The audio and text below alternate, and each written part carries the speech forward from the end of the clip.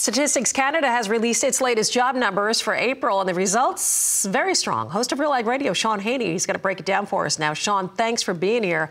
So let's talk about it. How many jobs were created, and where does that fall in line with the expectations? Well, like you said, good morning, by the way. Great to be here.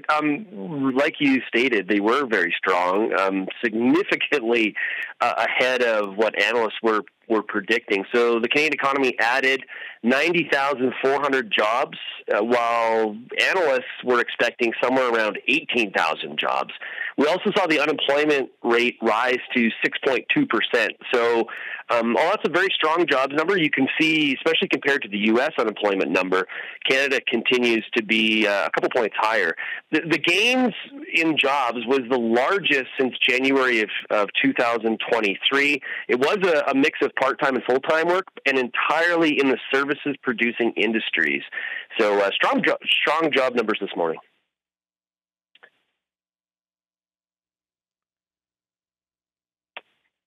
Hey, Shaun, can you hear me?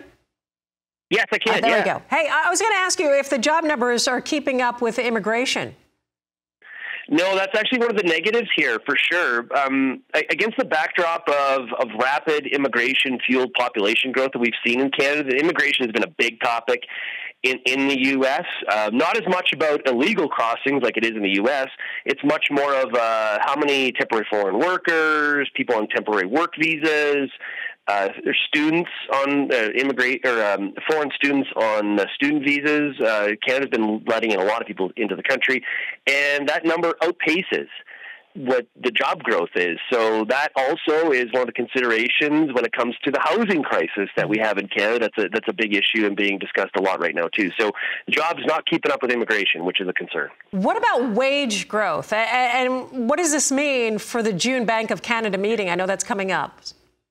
Yeah, so the average hourly wage growth for permanent employees, it slowed down to about 4.8% from 5% in March. The wage growth rate, closely tracked by the Bank of Canada because of its effect on inflation, is now the slowest since 3.9% in June of 23.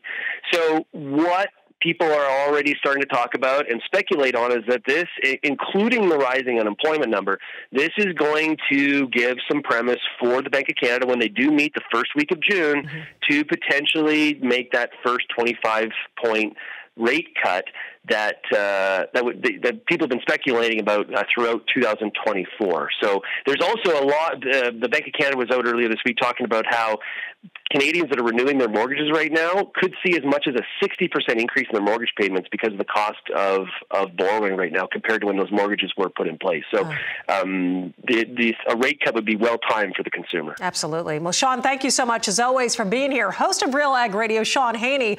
This Real Ag Radio update brought to you by Economics. You can go to nutrient-economics.com for the latest crop nutrition research and information. And you want to catch Shaun on his show, Real Ag Radio, 4:30 p.m. Eastern.